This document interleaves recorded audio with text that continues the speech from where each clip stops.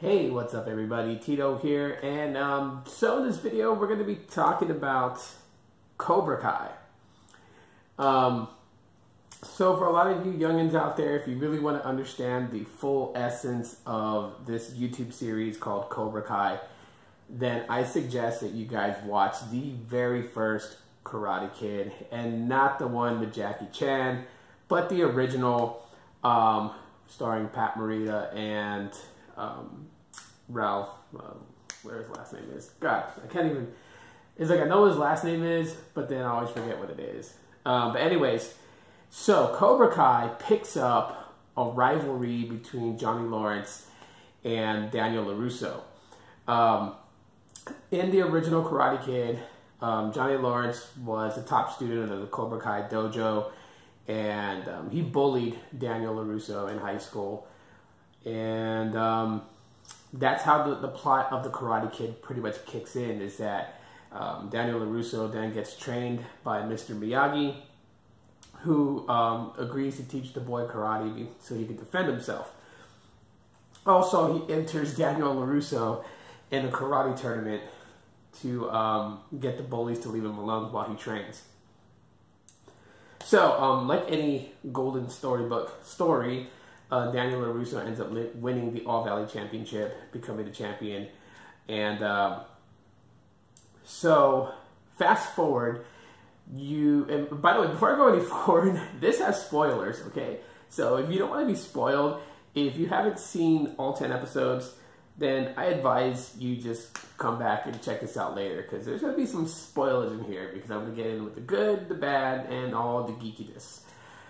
So Cobra Kai basically opens up, and it first originally tells you the backstory of Johnny Lawrence. So after his defeat to Daniel LaRusso, the All Valley Championship, just how his life went in a downward spiral. I mean, he's working odd jobs, he's living check to check, and even then, living paycheck to paycheck, you know, he's barely scratching and clawing it in life, so he's really struggling, which gives an interesting twist to everything, because Daniel LaRusso ends up owning a bundle.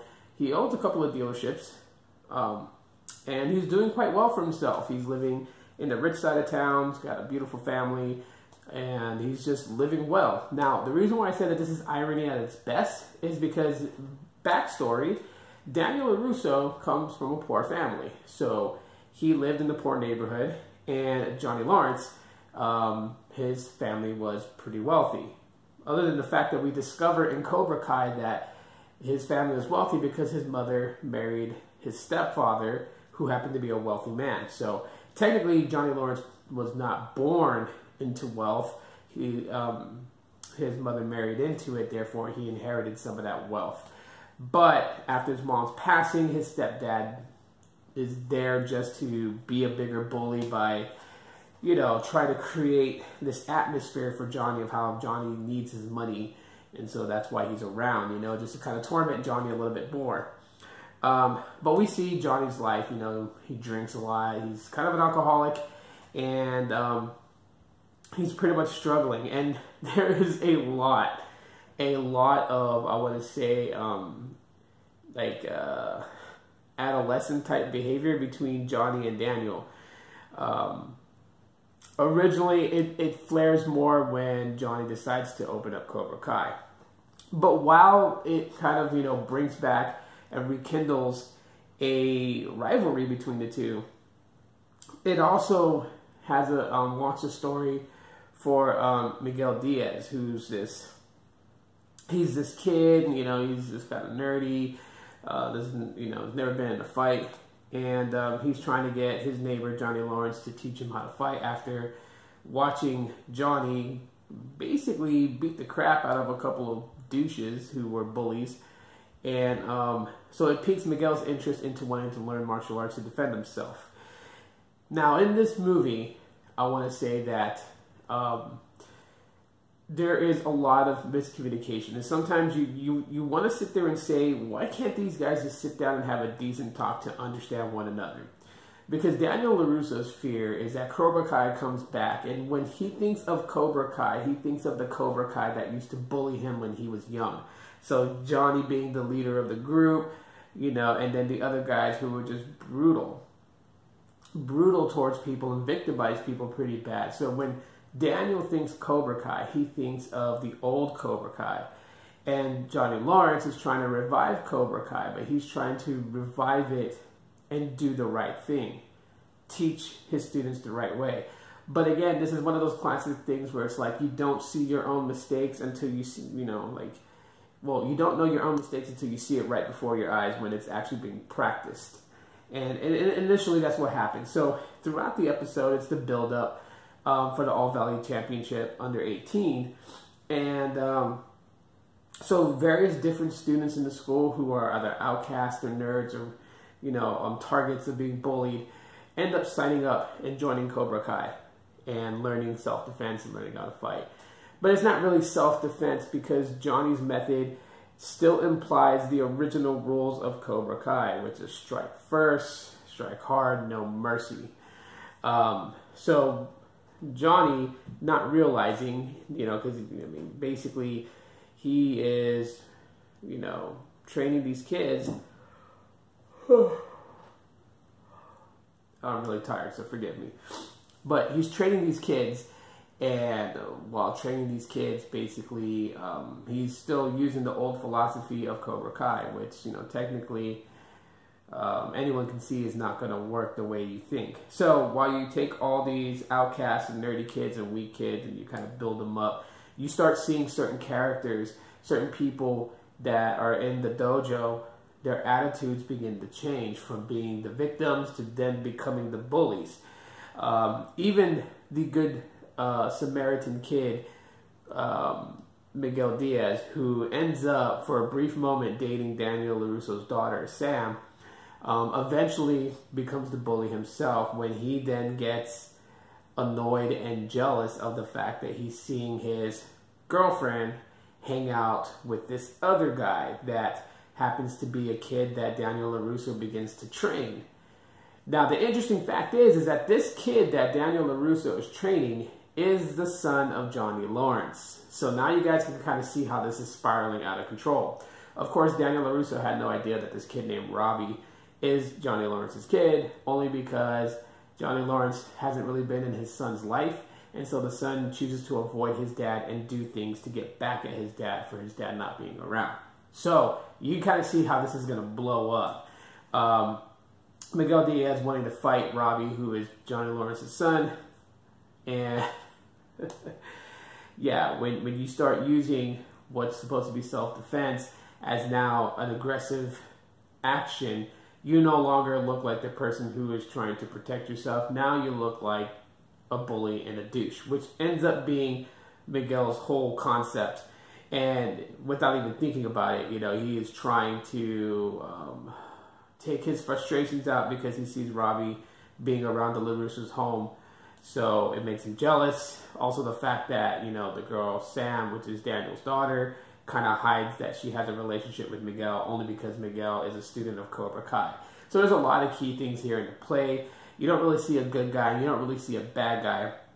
It's just one of those things where you sit there and you want to pull your hair out and be like, can't someone just sit down and talk?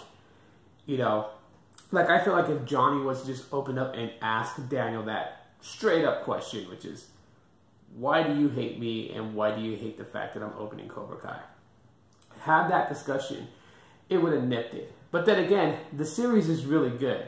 The series, to me, I binge watched the whole thing today, okay? It's like 1 a.m. right now, and I started watching around 7 p.m., but kind of got caught up doing different things, ate dinner, and then went back to watching the rest of the episode. So I watched episode 2 all the way to the last episode, which is episode 10, all in one night, binge watched it, regret doing it because it's really good, but I'm probably going to rewatch it again.